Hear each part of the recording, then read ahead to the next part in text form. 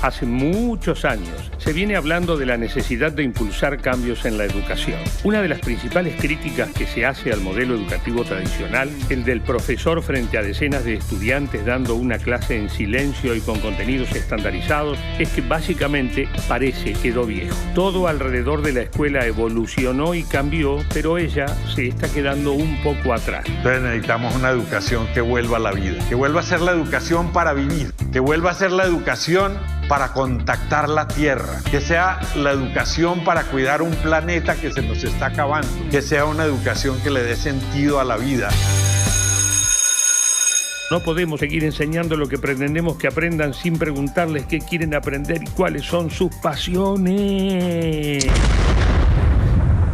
Bienvenida, Julieta Gómez Celis. ¿Cómo estás?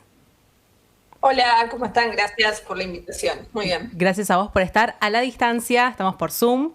Les contamos a los y las oyentes para que, supuesto, si hay un temita ahí de imagen o de sonido también. Aparte son nuevas las cámaras para nosotros. Juli, te contamos, empezamos la semana pasada con cámaras, así que estamos todavía también ahí entrando en onda ahí de que nos estén filmando todo el tiempo. Uno se siente observado, más observado. Totalmente, acá acostumbrándonos a la tecnología. Como sabrás, recién me escuchaste con el celu que estaba intentando sacar una foto para Instagram y bueno, no, todavía no es lo mío, falló. Bueno, Julieta, especialista en educación, así es, y también en sociología. ¿Estamos en lo correcto? Sí, mi formación de base es la sociología y toda mi formación de posgrado la hice en educación. Bien. Sí, vamos a decir que teníamos un super currículum y dijimos, vamos a evitar esa parte, digamos, especialista en educación y sociología. Bueno, pero en esta primera parte nos gusta que los invitados e invitadas se presenten como quieran, a gusto y piacere. Así que te voy a preguntar, ¿quién es Julieta Gómez Celis por Juli Gómez Celis? Bueno, soy docente, es la primera definición que tengo, la que completo cuando viajo, ¿viste? O cuando te registras en un hotel, pongo docente, un poco porque casi nadie sabe qué es la sociología y me siento cómoda en ese rol. Soy una persona así que le gusta el aula. Yo descubrí hace rato que el aula era mi lugar en el mundo y así que me quedé. Me gusta estar como estudiante, me gusta estar como docente, me gusta pensar la educación desde la gestión de las instituciones educativas, digamos, de distintos lugares. Y bueno, y después fuera del laburo un montón de cosas, como todos, ¿no? Madre, mujer, hija, pareja, feminista, qué sé yo, cosas. Ahí mencionaste algo muy ilustrativo, que es el aula, y te quiero preguntar, ¿qué es lo primero que se te viene de ese lugar, de ese espacio? A mí me encanta el aula, me parece un lugar muy potente cuando tengo todos los estereotipos, ¿no? Abanderada en la primaria, mejor compañera, todos los galardones de la escuela, mamá llorando, emocionada, llamando a la abuela, a la tía, a la prima, a todo el mundo contándole de mis medallas guardadas, diplomas. Medallas guardadas, diplomas ahí, la abuela, todo. Medallas, foto, ¿viste? Cuando entras a la casa de tus viejos está la foto con la bandera. Esa soy yo, digamos, nerd de chiquita, pero a ver, no era en el sentido clásico por ahí, ¿no? Me juntaba con los que hacían el lío, me sumaba, me gustaba participar también de las travesías de la escuela, pero me gustaba la educación, me gustaba aprender. La verdad que es eso, cuando pienso en el aula, pienso en aprender. Cuando tuve la posibilidad de ir a la universidad, me acuerdo que volví del viaje de egresados y dije, listo. O sea, la universidad para mí era como listo, que esto se termine ya hice lo que tenía que hacer en este espacio, que venga lo que sigue, y para mí estaba clarísimo que eso era ir a la universidad, nunca fue un mandato para mí, una obligación. Lo era, había una expectativa en la familia, como en casi toda la familia de clase media, por lo menos en nuestro país, de que los hijos vayamos a la universidad. Para mí era Disney la posibilidad de elegir qué estudiar en una universidad pública, gratuita y a 20 minutos de mi casa.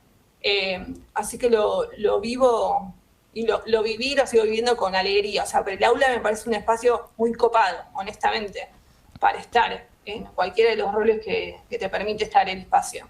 Entiendo que ese lugar copado, que sí puede ser muy copado en algunos casos, muchas veces no sucede eso porque también, bueno, yo creo como que cambió mucho el contexto, un poco lo que decía recién Lalo Mir al inicio, el contexto cultural, tecnológico, esto de no poder prestar atención más de un minuto a una cosa, cambió mucho y por ahí el aula no cambió tanto. ¿Qué pensás de esto, de la adaptación que tuvo la educación a los cambios tecnológicos, culturales?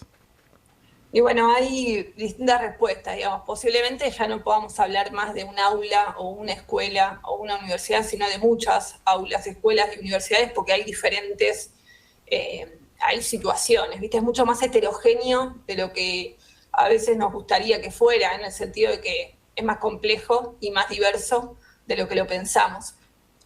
Coincido que en muchos espacios parece que no pasó el tiempo y todo se sigue desarrollando de la misma manera que hace 40 años, y eso es un bajón, obviamente. Pero también hay muchos procesos de cambio y de transformación muy positivos y muchos docentes haciendo cosas muy piolas y muchas instituciones con propuestas innovadoras. Entonces, hay de todo un poco, digamos, hay que empezar a separar ahí por nivel. No es lo mismo la educación inicial, la primaria, la secundaria, la universitaria, no es lo mismo lo que pasa en el país, no pasa todo en todos lados lo mismo. Tenemos instituciones de gestión pública, de gestión privada, de gestión social, o sea, que es mucho más heterogéneo. Entiendo. Y esto de educación privada, educación pública, educación incluso en algunos casos rural, que hay gente que tiene muy difícil el acceso al colegio o al secundario también. ¿No sentís que a veces esa brecha se extiende más porque el que va a un colegio privado, por ejemplo, hace un grupito con gente más de su clase social, el que va al colegio público quizás la hace con el suyo, y eso que antes se daba en la escuela pública, ¿en qué momento fue que la Argentina cambia más a la educación privada? ¿Esto es a mediados del siglo XX o en la segunda mitad del siglo XX? Mira, en realidad en Argentina la mayoría sigue yendo al sector público a estudiar. Okay. Digamos, solo la ciudad de Buenos Aires tiene una ¿Es un fenómeno 50, que se da en la ciudad de Buenos Aires, nada más? Claro, okay. Es un fenómeno de la capital, y ni siquiera en la capital la mayoría estudia en el sector privado, sino que está mitad y mitad. Okay, o sea, la mitad va al sector público y la mitad va al sector privado. ¿Y te parece importante el rol ese de la escuela pública en cuanto a socialización de, bueno, hay diferentes estratos? Yo vi un documental hace poco de Michael Moore, que él iba a los países nórdicos y veía la educación y como que decía, bueno, al haber gente de diferentes sectores, quizás el rico, si tiene que cagar después al pobre, va a decir, che, pará, pero es mi compañero o a un laburante, ¿se entiende? Que eso quizás dentro de ciertos estratos acá no pasa. ¿Qué te pasa con eso? ¿Qué sentís? Fui a la escuela pública en la primaria, fui a la escuela privada en la secundaria, porque me acuerdo que en la época de Menem, donde a mí me tocó ir a la secundaria, mis viejos laburaban los dos, había mucho conflicto social, gremial, mucho paro, mucho lío, sí. Ellos y privatizaron el lugar donde ellos trabajaban, entonces estaban echando gente a mansalva y no podían faltar. O sea, la desesperación de mis viejos tienen que estar en un lugar donde, digamos, donde no me digan de la noche a la mañana que no van a poder estar porque no puedo perder el laburo, ¿no? Total, era un así, fenómeno. No por optar por la escuela privada en el sentido ideológico por ahí, sino más por, viste, la garantía del espacio. Sí, noto es cierto lo que decís, digamos, hay una diferencia en la cantidad de personas en el sector privado y público, pero me parece que no es tan blanco y negro. Primero, no es que ir a la escuela privada es mejor que ir a la pública, hay escuelas públicas muy buenas y escuelas privadas que son un desastre. Entonces, no es que privado sea mejor que público, sí es cierto que hay un proceso como de mayor homogeneización al interior de esas instituciones. Si vas a determinadas escuelas, te encontrás con gente como vos, de tu familia, que creo que es a lo que te referís, ¿no? No hay encuentro entre clases sociales, entre diferentes sectores.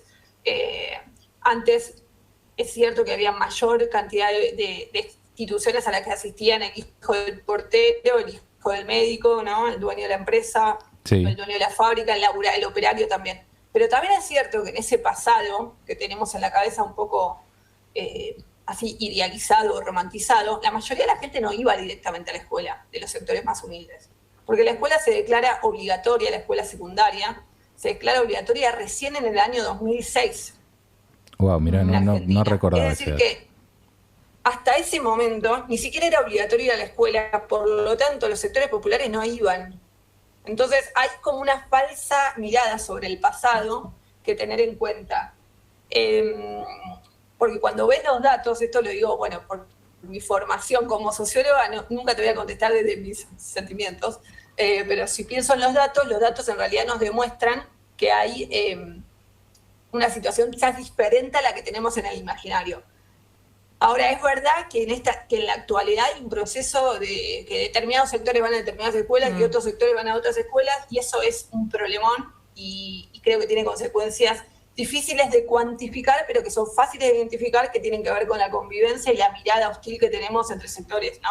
O la falta de empatía, o la falta de capacidad de entender o comprender el lugar del otro.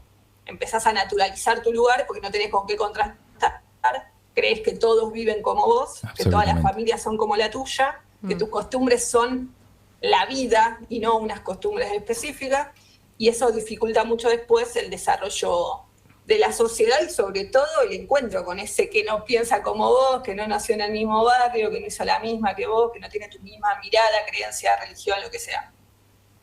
Ok. Me interesó esto de... no miremos el pasado con tantas luces o tan bonito, porque en realidad, mira, a partir de 2006 recién la educación es obligatoria, el secundario. Sí. ¿Hay algún modelo en el mundo que vos digas, mira, por acá podrían dar algo a lo que apuntar, o no? ¿Te parece que la educación... primero eso, ¿en qué momento sentís que está la educación argentina y mundial? Y si hay algún modelo en el mundo que digas, mira esto, qué interesante lo que está pasando. Y hay toda una rama de conocimiento que se llama educación comparada, que es como una especialidad dentro del mundo de la educación, que se dedican a comparar sistemas educativos, procesos, reglamentaciones, etcétera. Hay mucho para pensar en clave comparativa. Yo soy optimista respecto de la educación argentina en el sentido que somos pioneros en muchos aspectos. La escuela, se han dado un montón de pasos y siempre depende con quién te compares. En nuestra región nosotros tenemos para sacar pecho, digamos. Nosotros podemos estar orgullosos del sistema universitario público que tiene nuestro país. 130 universidades integran el sistema universitario, la mitad son privadas, la mitad son públicas. Hay 2 millones de personas estudiando en la universidad. Son números enormes. Cuando mirás al costado, la gente se endeuda para estudiar, y la mayoría ni siquiera puede aspirar a ir a la universidad, digamos. Es como realmente una posibilidad para pocos. Super elite. Chile, Brasil, todos los países de la región. Argentina en eso tiene una gran ventaja. Tiene educación obligatoria hasta la escuela secundaria. Desde el 2006, como les decía antes estaba hasta lo que se acuerdan el polimodal. Sí. Tercer año, bueno, Menem en el 95 declara que la obligatoriedad llegaba hasta ahí. Antes era la primaria nada. Y después, en 2006, se completa hasta la secundaria. Eso hace que un montón de gente llegue, eso empuja también al sistema de educación superior, hace que los terciarios tengan más personas estudiando, las universidades también. Entonces, si piensan en el educativo en argentino, hay mucho para mejorar, pero también hay mucho laburo hecho. Si lo pienso en comparación con los regímenes educativos del continente, bueno, hay para tomar siempre, para aprender de otros, pero tenemos mucho también para dar. Y después hay una ilusión óptica respecto del pasado, que creo que hay que cuidar y que trabajar, digamos, como cuando se mira para atrás se esconde, o sea, se olvidan de ver todos los que no iban. ¿Viste? Okay. O sea, es como que los datos se construyen sobre los que iban, pero ocultan la información del que no estaba en la escuela directamente. Y si vos empezás a preguntarle a tus abuelos, a tus tíos, a los adultos mayores de tu familia, ni siquiera fueron a la secundaria. Es cierto, y hay un montón de gente de mi edad o de tu edad, Meli, que son la primera generación quizás que accede a la universidad. Sí, es absolutamente. Total, exacto. Hay en la Universidad Argentina un montón de gente que porque es la primera generación de estudiantes universitarios de toda su familia. La universidad hace 40 años era para hijos de profesionales, para la élite argentina. Iban los que iban a gobernar el país. No iban los que iban a hacer cine, los que iban a hacer, revistas culturales, los que iban a hacer, ¿entendés? Era como, si vos no vivías en Buenos Aires, en La Plata, en Córdoba, estás al horno. O sea, a menos que tengas una familia dispuesta a sostener o sea, con capacidad de sostener tu viaje a la ciudad y pagarte un departamento o bancarte una residencia. Hoy tenemos una gran mayoría de estudiantes que estudian y trabajan. O sea, gente que labura para ir y después va a la universidad. Es un esfuerzo enorme el que se hace. Y mucha más gente escolarizada. Sobre otros países de otra región, tipo Finlandia, que creo que es el, ¿no? Que sí, los nórdicos, viste que están como, sí, Finlandia. Nórdicos, y sí, la tienen, claro, es verdad, digamos, tienen un montón de ventajas en un contexto completamente distinto, en términos, digo, de un montón de otras necesidades y situaciones ya resueltas. Y también es verdad, cuando se analizan esos estudios que comparan el sistema finlandés, que es uno de los que se usa siempre como referencia, que los profesores ser docente en Finlandia es prestigioso, ser docente es un aspiracional. Ok. ¿Viste? Es como distinto, hay una valoración distinta también de las personas que trabajan en la educación y también sus salarios son diferentes, pero no solamente tiene que ver con lo económico, es el prestigio social de ser parte de esa comunidad. Que acá me parece que estamos de acuerdo en que no está instalada esa idea, ¿no? Estamos de acuerdo. Si vos le preguntas a los adultos qué querés que estudie tu hijo y te van a decir otra cosa. Docente no creo que nadie, pocos. No creo que salga, ¿no? Pocos. En la lista. Si uno piensa en las expectativas para las futuras generaciones, casi nadie dice quiero que mi hijo sea docente, ¿no? O mi hija sea docente. Eso aparece en otro orden. Y también tiene que ver con eso. Ok. Juli, a mí me surge la pregunta respecto a las escuelas como espacio, cuando se vuelven justamente un lugar aburrido, ¿en qué tendríamos que pensar o poner el foco para que no sucediera algo así? Bueno, ahí hay varias cuestiones. Una es la formación de los futuros docentes, que son los que van a integrar esas escuelas. Hay cuestiones que tienen que ver con el equipamiento, lo edilicio.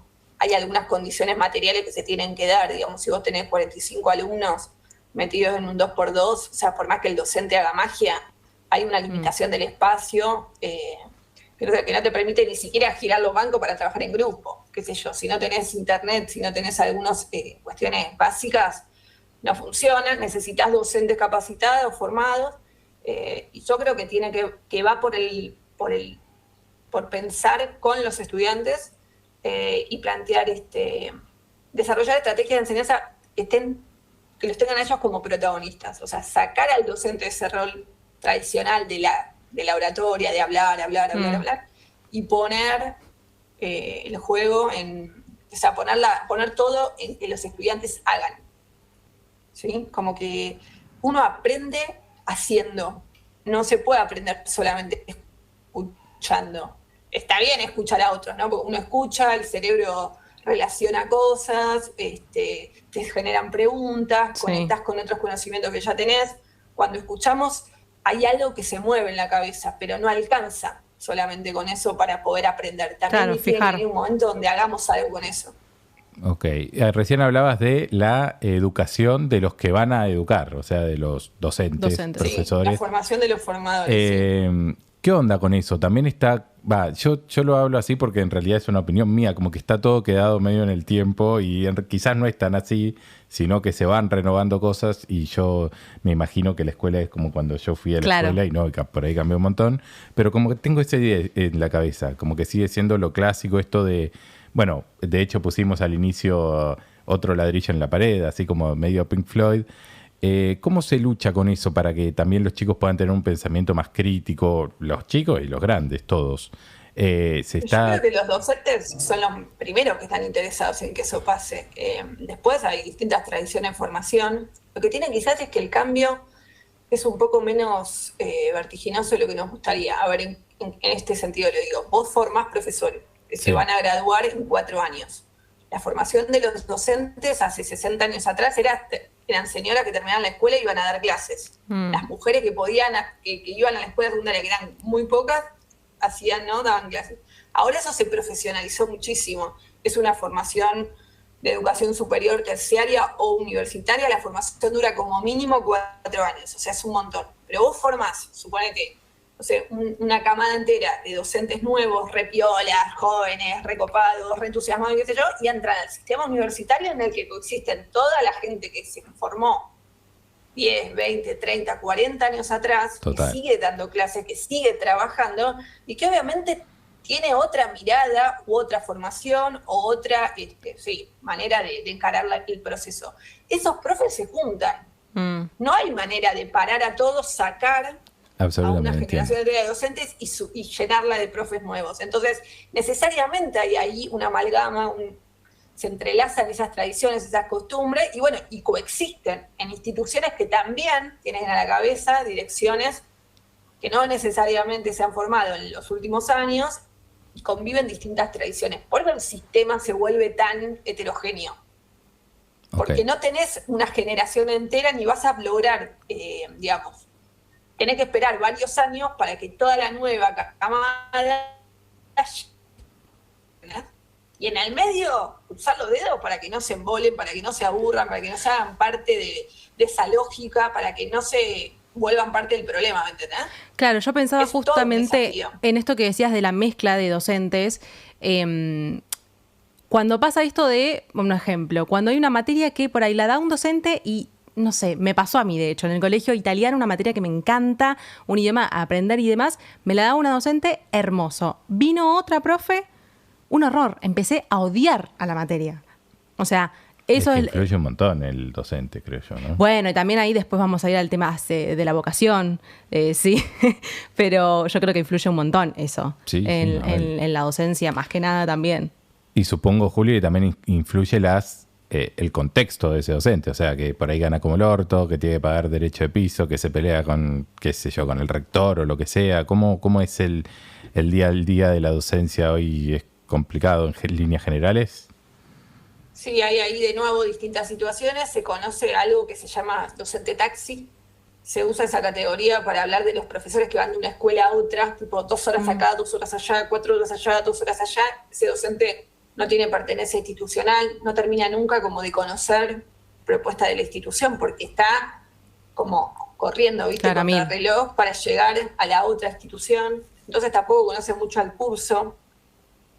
Entra y sale del sistema educativo, o sea, o de las distintas instituciones del sistema educativo. Hay toda una política, una línea de trabajo para consolidar, digamos, las horas en 2, 3 instituciones.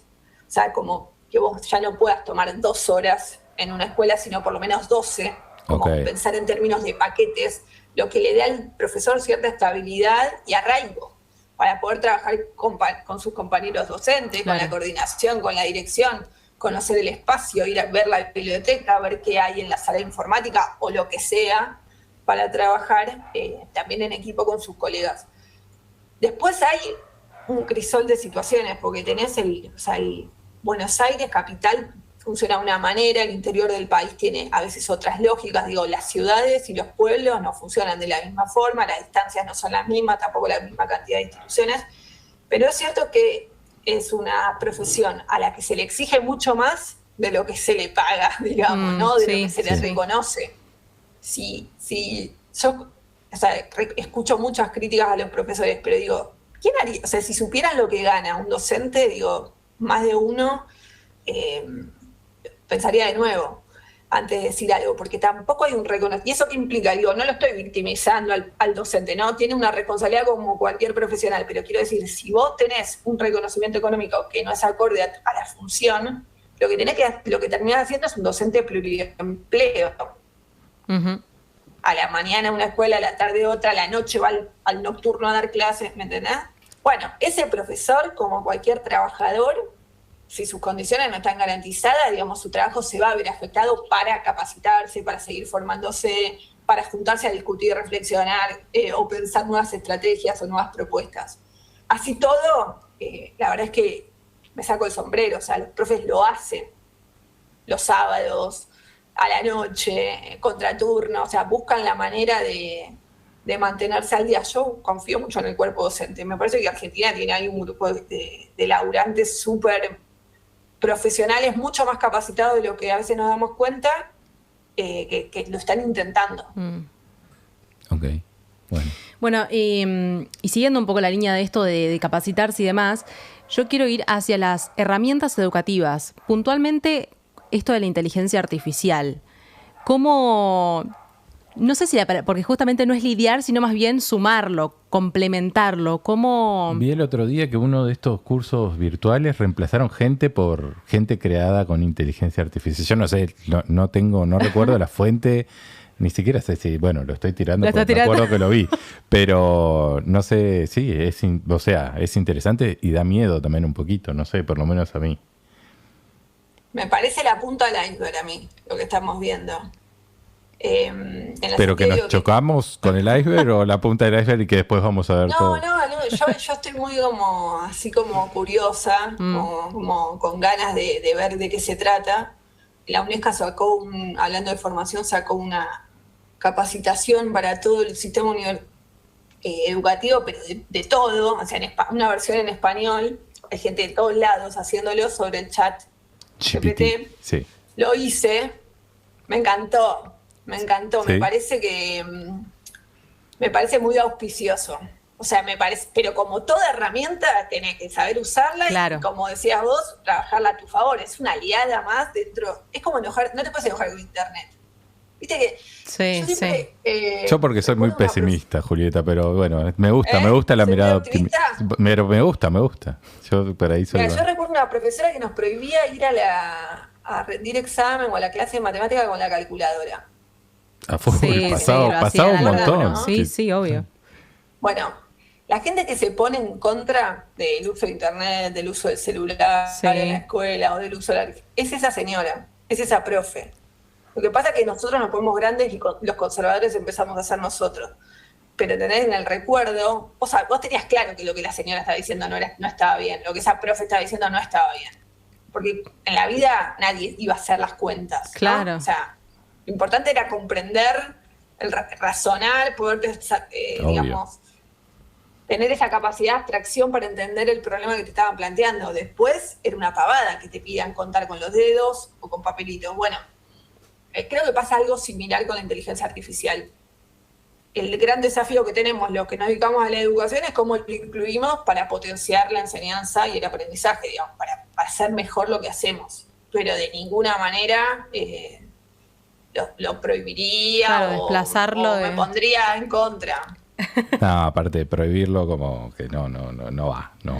Yo no me considero, estoy grande, pero no me considero, solo soy pesimista, no conservador. Ok. Bueno, pero ojo que a veces el conservador y el pesimista van de la mano. Pero en este caso yo estoy bien dividido, no conservador, un tanto pesimista del propio hombre. Más, prefiero que esté ChatGPT más que el ser humano en realidad. Claro, me parece que está bueno, hay un montón se están empezando a hacer un montón de experimentos que están buenos, o sea, te ayuda a optimizar un montón de las cuestiones y te obliga a pensar qué tipo por ejemplo, yo que trabajo en el sistema universitario especialmente, qué tipo de profesionales vamos a formar. Como antes digo, hace rato que no tiene sentido formar personas que puedan memorizar cosas. ¿no? Absolutamente. Que durante mucho tiempo era importante, porque no había dónde ir a buscarlas, entonces el cerebro del humano era como el lugar a donde ir a preguntar. Bueno, eso ya no existe más, o sea, no tiene sentido que preguntemos a los chicos de memoria cosas. Y la inteligencia artificial nos va a poner una pregunta similar, digamos, qué habilidades, qué capacidades deberíamos desarrollar en los futuros profesionales, en mi caso por lo menos que trabajo en el sistema universitario, teniendo estas herramientas. Lo que pueda hacer la máquina, digamos, no hace falta enseñarlo de manera analógica, ¿no? Es en todo caso que podamos, me parece que va a ser una herramienta. Yo lo veo como una herramienta, me ilusiona un poco y lo creo como la punta del iceberg. Siento que en el futuro voy a pensar, ¿te acordás cuando salió ese chat que no sabía? Sí. Como que va a haber una conversación de ese estilo. Bueno, hablando de eso, vamos a escuchar esto, mirá.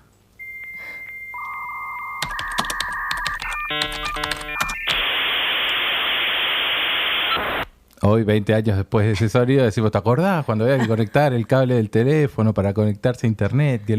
Bueno, nosotros experimentamos con ChatGPT. Sí. Y entonces tenemos una sección. No sé si se puede ver, pero si no, después lo mostramos. Tenemos una sección en la que le preguntamos qué le preguntarías a nuestro invitado. Le decimos a ChatGPT y nos tira unas preguntas nos tiró 10, pero nosotros con Meli elegimos 2. Y esta está relacionada un poco con lo que te había dicho, pero acá es para que nos des unos tips. ¿Cuáles serían las mejores maneras de fomentar la creatividad y el pensamiento crítico en los estudiantes? ¿Cómo se pueden incorporar estos enfoques en el currículo escolar? Entonces, a ver, 3 tips de Julieta para incentivar el pensamiento crítico, también para la gente en sus casas, que quiera con los chicos, ¿viste? Que está bueno. Y una es no plantear las respuestas como unívocas, ¿no? Como una sola. Si vos querés pensar críticamente, primero hay que reconocer que hay diferentes maneras de solucionar los problemas, que hay diferentes maneras de pensar y no necesariamente tener razón. Si no estás dispuesto, digamos, a pensar que hay otro que te puede ayudar a reflexionar, que te puede generar una pregunta, plantear una arista, una dimensión distinta. Si no estás dispuesto a eso, es difícil. Porque hay un discurso también ahí medio falso, me parece, de pensar, el pensamiento crítico, pero la realidad es esta. Es así, los problemas son estos y se solucionan de esta manera. Y si no, está todo mal. Incluso de decirle al joven o al chico, no, lo que vos estás diciendo está mal, pará, déjalo que claro. es un... Exacto, es difícil. Si uno no está dispuesto a asumir que hay diferentes posiciones, diferentes experiencias, diferentes percepciones, diferentes maneras de entender las cosas, diferentes posturas, y bueno, está difícil el pensamiento crítico. Entonces, una primera cosa me parece que es plantear que cualquier problema puede ser abordado de diferentes maneras, para empezar, ¿no? Me gustó. Y darle la oportunidad a los estudiantes de conocerlas, no cerrar la puerta. Ok, vamos con la 2. La 2. A ver, yo creo que el manejo de fuentes que distingan un poco las fake news, el sentido común, la opinión pública, la zaraza del conocimiento que surge de las investigaciones, de los datos, del análisis, me parece valioso. O sea, hay que de alguna manera jerarquizar, no porque sea mejor, pero sí lo que yo creo que, aunque provisorio, el conocimiento científico es un paso adelante que el otro tipo de conocimiento, que el que circula, pero que no está respaldado, digamos. Y eso me parece que de nuevo no está tan instalado. Somos todos directores técnicos, todos opinamos de todo y afirmamos cosas sin saber y reproducimos lo que otros dicen sin chequear la fuente. Eso que dudar. Y lo peor que decimos, no, mi opinión vale igual que la... Y por ahí el otro es un experto espectacular y yo digo, no, mi opinión vale lo mismo porque soy persona, ¿no? Bueno, no sabés nada del tema, querido, o sea, no opines más. Es así. Claro, hay algo que yo recuerdo con mucha así como gratitud de la universidad, así como que me sorprendió, es decir, todo lo que se sabe, ¿entendés? Como, yo tengo como una imagen de llegar a la universidad cuando empecé a estudiar sociología y descubrí a través de mis profesores y de mis profesoras como el conocimiento de la humanidad. O sea, tenés que decir, claro, hay tipo escuelas enteras, un montón de gente que hace 200.000 años está pensando cómo funciona el mundo, cómo debería funcionar, cómo habría que cambiarlo, por qué funciona así, por qué no funciona de otra manera. Todo ese conocimiento, todo eso me parece que a mí especialmente me encanta y me parece que está bueno ponerlo en valor para poder diferenciar lo que es una opinión de información, de conocimiento. Son tres cosas diferentes. No es que no tengan valor, vos tenés todo el derecho del mundo a dar tus opiniones, pero es verdad que no es lo mismo opinión, información que conocimiento. Y entonces, pasa mucho con las ciencias llamadas blandas, ¿no? Que como que pasa mucho más, siento yo, porque viene por ahí un químico y te dice, no, bueno, 2 moléculas de hidrógeno, 1 de oxígeno, vos no le decís, no, para mí son 3 de hidrógeno el agua, no. Con las ciencias blandas pasa mucho esto de, bueno, pero eso es zaraza, y hay un montón de estudio, de estadística, de ciencia detrás de eso, ¿no? Sí, hay ahí con ciencias naturales versus sociales o ciencias humanas versus como la quieran llamar, sí. Hay una gran discusión, primero porque ellos nos primerearon, por decirlo de alguna manera, pusieron primera y definieron un poco la cancha, ¿no? Las ciencias sociales se van a desarrollar después y de otra manera, y bueno, y es verdad que en el imaginario todavía está esta idea de que yo soy socióloga y a mí todos mis amigos me discuten todo. Pero a mi amigo Gonzi, que es médico, nadie le discute nada. Ahí va. Claro. ¿Ves? Es cirujano, tampoco sabe tanto, ¿viste? No sabe nada. Pero bueno, lo que él diga es palabra santa. No le pasa a nadie más. Es cierto. Y vamos con otro tip. Te pido uno más, Juli. ¿Tenés un tercero para generar pensamiento crítico ahí? Y bueno, para generar pensamiento crítico, supongo que, a ver, está bueno esto de no solo plantear las soluciones de diferentes autores, diferentes teorías, diferentes posiciones y bla, bla, bla, sino también poder mostrar los intereses que están detrás de las posiciones, ¿no? Tratar de establecer algún tipo de vínculo, de hacer visibles los vínculos entre lo que se dice y los beneficiarios de lo que se dice, que también parece como más, no sé, como invisibilizado, ¿no? Por ejemplo, no sé, decís, la meritocracia es una manera de explicar lo que sucede en el mundo, de explicar lo que pasa, pero beneficia muy concretamente a los sectores más privilegiados de una sociedad, porque niega las diferencias, oculta la desigualdad de oportunidades, bla, bla, bla. Entonces, bueno, algo del pensamiento crítico tiene que ver con eso, con ser capaces de identificar que hay diferentes maneras de entender las cosas, de explicarlas, pero también que detrás de esas maneras hay intereses, que a veces son de clases o determinados sectores de la sociedad, y no son tan ingenuos esos razonamientos o esas posturas. Ok, la otra pregunta de ChatGPT la dejo un poco de lado porque me interesó esto de detrás de la meritocracia, de la explicación de la meritocracia, que es una explicación que para algunos puede ser válida, hay intereses detrás, o por lo menos gente a la que le conviene esa explicación de cómo funciona una sociedad. La escuela como dispositivo de poder o como primer lugar de socialización, ¿no funciona también como un patrón de que a algunos les conviene, como que el chico vaya al colegio, se le inculquen ciertas ideas y de esa no quiero sonar tampoco muy revolucionario, pero que de esa manera también como que se mantiene el status quo, el sistema, colabora con el sistema? Bueno, la escuela como la conocemos nace con el fin de alguna manera formar al ciudadano argentino, ¿no? Pensá que era un país lleno de inmigrantes, también con una población nativa con diferentes culturas, tradiciones y costumbres, y entonces la escuela hizo que en Formosa, Buenos Aires y en Neuquén, a la misma hora, ¿no? Del mismo día, se está enseñando lo mismo. Los valores, la cultura, el idioma, los símbolos patrios, las leyes, las normas, las costumbres. Entonces sí, tiene una función social muy clara en su origen. Yo creo que después la escuela se va transformando y empieza a ser un espacio de disputa. Me parece que seguir pensando la escuela como una institución que solamente reproduce el sistema social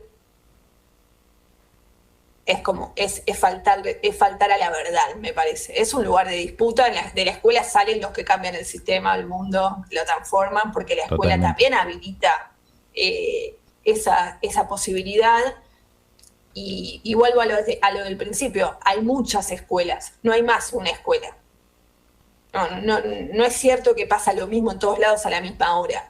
Lo que sí es cierto es que la mayoría de los niños, niñas, jóvenes, adolescentes se levantan y van a la escuela o a una institución educativa, y eso para mí hay que celebrarlo.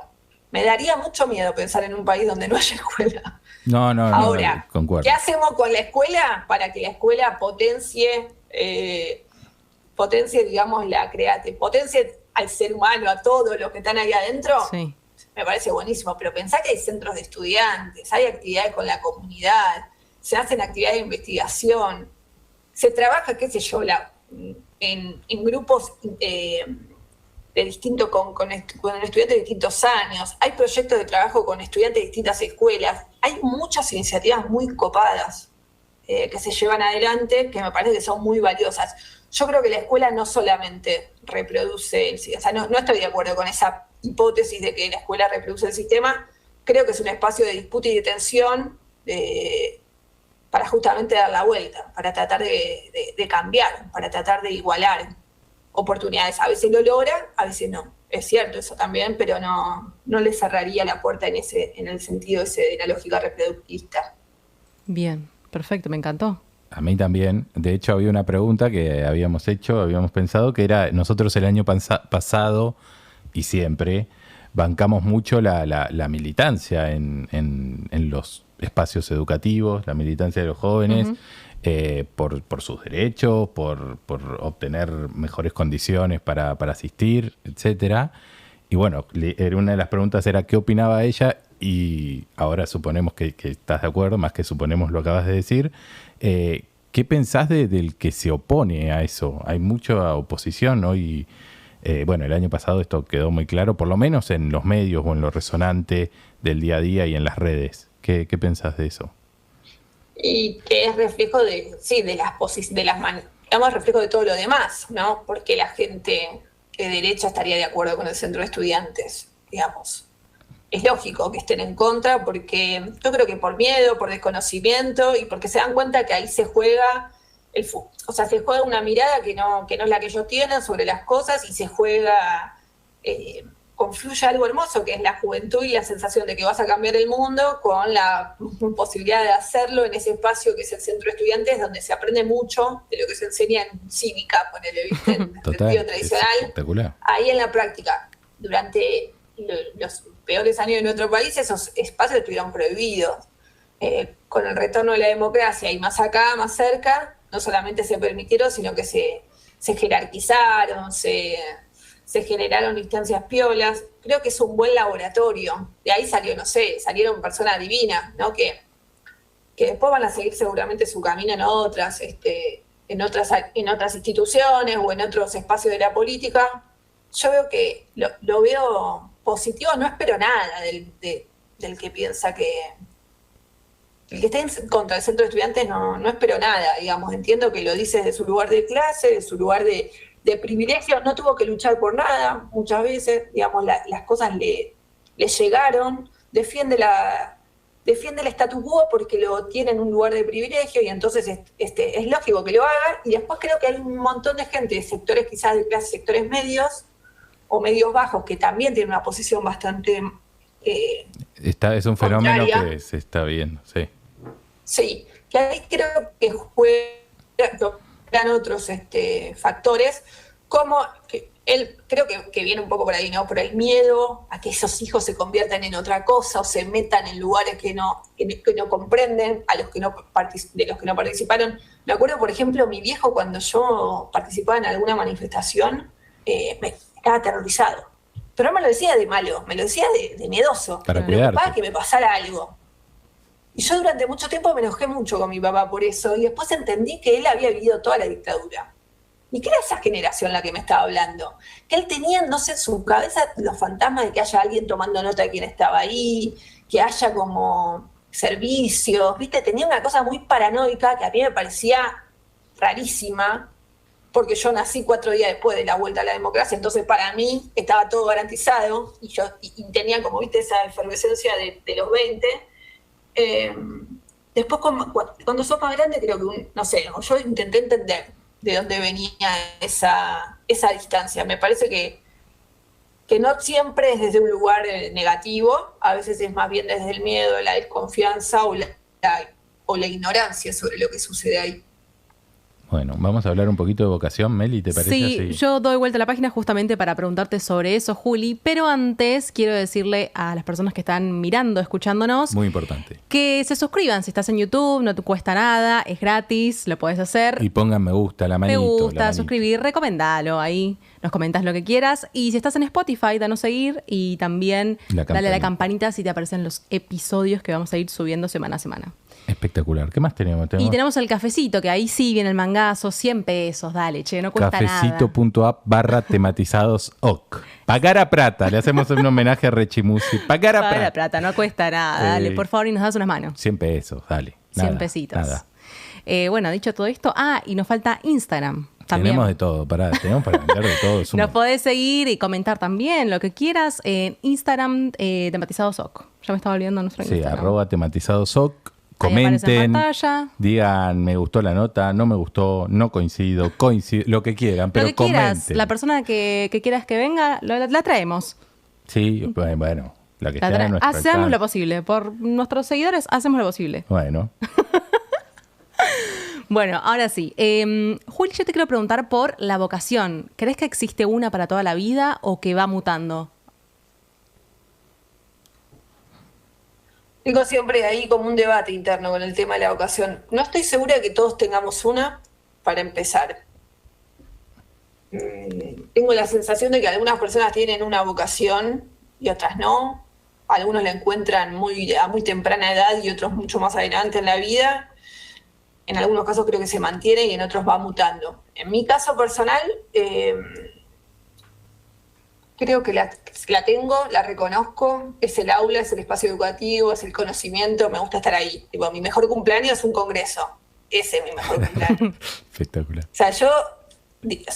sea, es como, soy nerd, o sea, me di cuenta de grande que me pasaba eso. Me gusta hablar de eso, me gusta leer sobre eso, cuando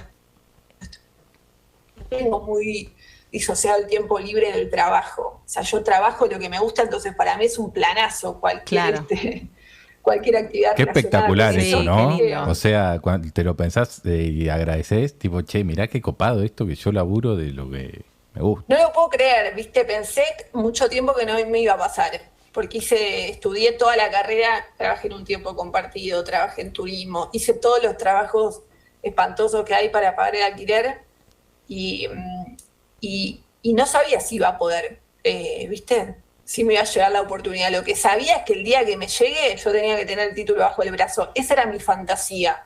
Decir, bueno, claro, yo lo que depende de mí. Si se da, se da. Y era un aspiracional muy bajo, porque en realidad mi oportunidad para mí fue una convocatoria del Ministerio de Educación que decía, tipo, meté tu CV acá. Eso, yo ya estaba chocha. Metí el CV, me llamaron, entré a trabajar, estaba feliz. Y ahí se abre un mundo, porque es difícil entrar a los lugares de trabajo, o a los ámbitos, mejor dicho, cuando vos sos hijo de 2 empleados administrativos. Cuando no, cuando tus viejos, cuando no tenés ese capital cultural, dice Bourdieu, que te permite abrir el celular y decirle a tu viejo, che, contactame con alguien para que me hagan una entrevista. No sé. Sí. Total. Los amigos de mi papá trabajaban de lo mismo que ellos. O sea. Entonces, para mí eso fue una oportunidad. O sea, tengo esta cosa de la vocación adentro, creo que sí, pero me parece que no todo el mundo la tiene que tener, ni que tampoco es algo innato, ni natural del ser humano, ni nada de eso. O sea, me parece que a mí algo de lo que me gustaba dio la casualidad que se podía estudiar, que lo tenía a mano, que se podía transformar en un laburo y fui para ahí. Ok. Me gusta. ¿Ustedes qué piensan de eso? Y nosotros fomentamos desde acá, de hecho hicimos este programa porque nosotros, nuestra vocación es la radio. Yo lo descubrí, yo soy bastante más grande que Meli, lo descubrí un poco más tarde, ella está estudiando locución. Sí. Y bueno, y creemos que es por acá y venimos a jugar un ratito a la radio y es lo que recomendamos. Si sabés que hay algo que te gusta, la situación económica es pésima, muy mala, bueno, igual... date tu tiempo. ¿Te gusta escribir? Bueno, tomate un ratito a la noche, escribí unas líneas. ¿Te gusta jugar a la pelota? Que sí, bueno, andá y jugá a la pelota. Que creemos que eso mejora la calidad de vida de cualquiera. Sin embargo, yo pienso como vos, no creo que a todos se nos dé igual, ¿no? Hay algunos que no lo descubren nunca, otros que quizás no lo tienen innato, y otros que sí, que hasta de chiquitos, ¿viste? Hay gente que de chiquita ya saben lo que quieren hacer y ya lo saben para toda la vida, otros que cambian, o sea, no tenemos una posición formada, pero lo que sí fomentamos es decirle, señores, dedíquenle tiempo a pensar en sus deseos, eso sí. Sí, porque además la verdad es que se vuelve todo más fácil. Lo que haces sin mirar la hora, sin pensar cuándo se termina, cuándo empieza, sin estar atenta a los feriados, al sábado, al domingo, ¿no? Sí. Si el domingo no te duele la panza a las 7 de la tarde porque el lunes tenés que ir a trabajar, es una buena señal. Y para que eso pase hay que hacer algo que te guste. Yo creo que hay que intentarlo. En mi caso fue mutando también. No es que supe siempre exactamente de qué manera. Piensen que en Argentina el 80% de las personas que estudian 3 carreras nada más. Abogacía, administración / contador público, ese grupo, y psicología. Mirá, ¿el 80% esas 3? Están esas 3. Mirá, y para mí 2 son una porquería. Psicología por ahí estudiaría, pero abogacía y contador público ni que me paguen. Bueno, la gran mayoría va ahí. yo estoy segura que no es porque la mayoría realmente tiene la vocación de ser abogado. Y el debe y el haber no me da mucha vocación. A mí, perdón si hay alguien que le encanta hacer. O sea, es raro que alguien tenga la vocación de hacerte los impuestos a la vos, verdad que es raro. Yo. Bueno, sin embargo lo eligen. Entonces yo digo, ahí juegan varias cosas. Está el mandato familiar seguro, ¿no? Hay algo del mandato familiar, del mandato social, de que esas son profesiones de las que se puede vivir o laburar. O sea, hay una expectativa social positiva que surge cuando vos decís voy a ser contador, abogado o psicólogo. En el caso de psicología siempre se hace el chiste de decir, bueno, van en realidad a resolver sus propios mambos, ¿no? Pero en realidad me sorprendió psicología, hubiese dicho otra capaz, más tradicional. ¿Te sorprendió? Sí, capaz medicina, pero bueno, más bueno, años. Medicina viene ahí, es la que sigue, así que estabas bien orientado. Pues yo digo, pero para mí también hay mucho desconocimiento a los 18, 19, 20 años sobre la enorme variedad de actividades y profesiones que se pueden realizar. Entonces, si vos naciste en una familia donde quizás no había muchas posibilidades para conocer distintas experiencias, disciplinas y qué sé yo, es como, y la data que recibí del medio es bastante acotada y te vas a inclinar por lo que conoces. Es verdad. ¿Quién va a hacer biología marina si entendés si en la vida había una foca? O sea, es imposible, ¿no? Entonces, algunas vocaciones quizás uno se encuentra con eso que te gusta, quizás en la medida en que tengas la posibilidad, ¿viste? De pimponear con alguien que sabe o hace eso, de participar de esos ámbitos o espacios.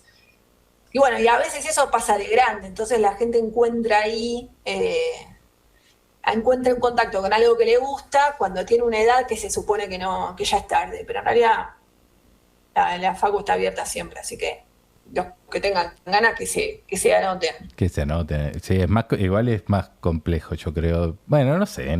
Pero laburar y estudiar de grande por ahí te da más fiaca, ¿viste? Yo estudié locución con Meli 2 años, ahora dejé. Pero bueno. Bueno, pero porque te diste cuenta. No, pero porque te diste cuenta que no era por ahí, no era lo que estabas buscando. No hagamos terapia acá. No. Bueno. Bueno, ¿estamos para jugar? Estamos para jugar. Vamos a jugar, Juli, a un jueguito, así que vamos, John, con la presentación. Dame.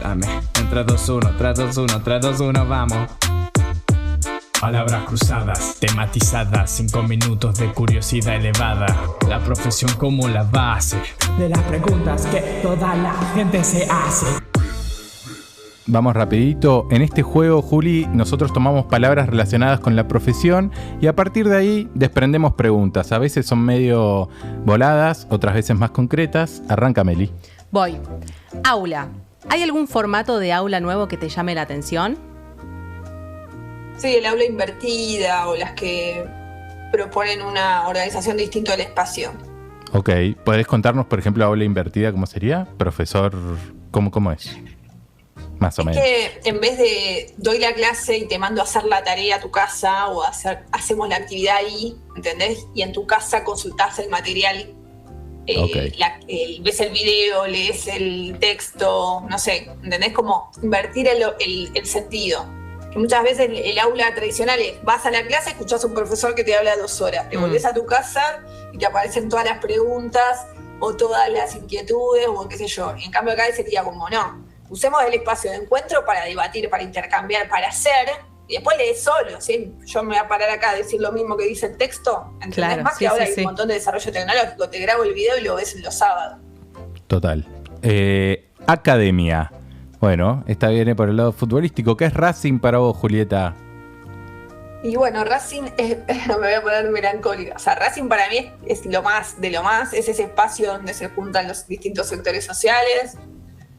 La cancha es eso para mí. Total. Racing es no importa cuánta plata tenés, no importa dónde vivís. Si sos de Racing, formás parte de algo. Es una comunidad que te recibe y no te pregunta nada. Te recibe con alegría. Vos abrazás a uno de tu equipo y lo abrazás. Total. No importa nada. Quién es, cómo se llama, quién votó. Eso, no se habla de eso. Y me pasa algo muy personal con Racing, que me flashea ir a la cancha y saber que ahí estuvo mi abuelo, mi papá, mis tíos, mi primo, que estuve yo, mi hija, como no sé cuántos lugares, o sea, me cuesta mucho, no sé, nunca estoy en un espacio que diga, che, acá estuvimos todos. Y en la cancha de Racing me pasa eso. O sea, voy y flasheo los recuerdos de mi infancia en esa cancha. Se me vienen las memorias de mi papá contándome que iba con su papá, mi abuelo vestido de traje a la cancha en su época. Claro. Eso me pasa con Racing. Fíjate que es parecido a lo que a mí me pasa con Independiente y aprovecho para decir que no vamos a dejar que privaticen el club. No, que entiendo que estás de acuerdo, está mal. Vamos. Voy con la que sigue. Alfabetización. ¿Cuál es la situación actual de la alfabetización en Argentina? Bueno, hace un montonazo la alfabetización en Argentina está bastante universalizada, se dice en el mundo académico. O sea, la gran mayoría de las personas están alfabetizadas, las tasas de analfabetismo son muy bajas. Sé que la ciudad de Buenos Aires, Tierra del Fuego, tiene los mejores índices. Sé que no, la distribución, como es un país federal y desigual, no necesariamente es la misma en todo el territorio, pero en términos generales no es uno de los desafíos actuales. Más bien nuestro desafío es que egresen de la escuela secundaria, que no haya deserción, que lleguen al sector, que lleguen al nivel superior, etc. Eso está bastante cubierto, digamos. Ok, muy bueno. Voy yo, para que me perdí un toque. Biblioteca. ¿Crees que puede llegar el fin de los libros físicos? ¿Te gusta más el libro físico o el formato digital y por qué? Me gustan los dos formatos. En general, digamos, si es literatura, leo en físico, porque leo en la cama, en determinado contexto. Uh-huh.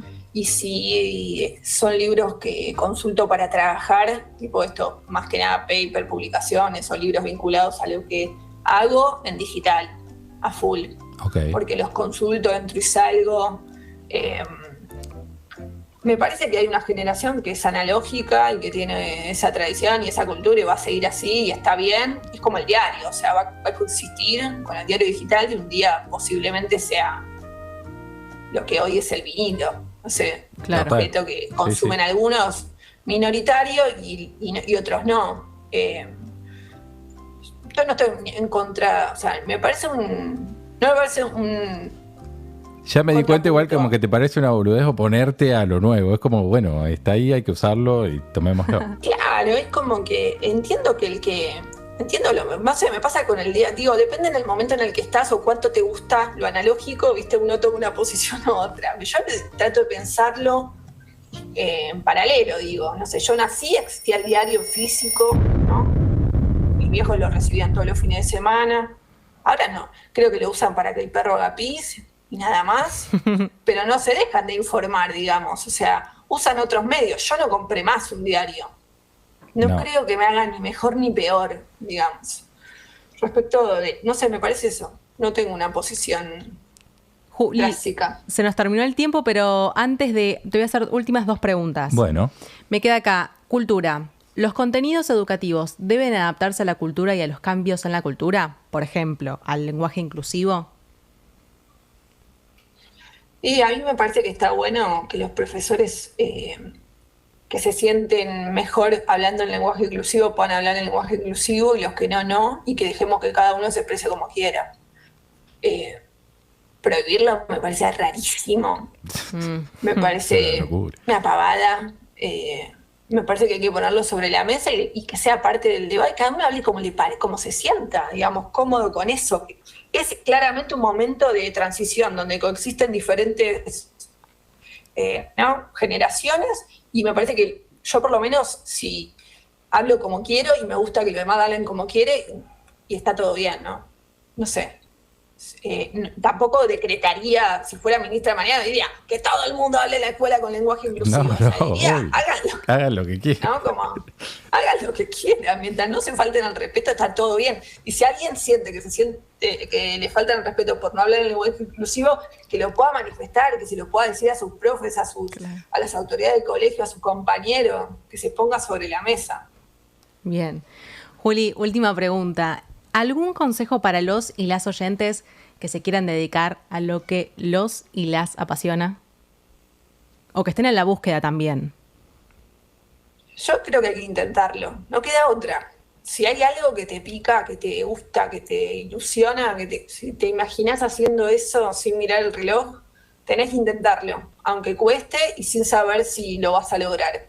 Pero ya el camino está bueno y se aprende muchísimo y incluso, digamos, aunque no termines, incluso aunque dejes a mitad de camino, aunque cambies, no importa, para mí siempre es mejor haber intentado, haberse formado, haber escuchado, haber aprendido, haber hecho, que no haber hecho nada. Así que es la vida. Ni más ni menos, ¿no? Tenemos una sola, así que a vivirla. ¿Qué va a hacer? Muchísimas gracias, Juli. A ustedes. Julieta Gómez Celis en Tematizados, muchas gracias por acompañarnos.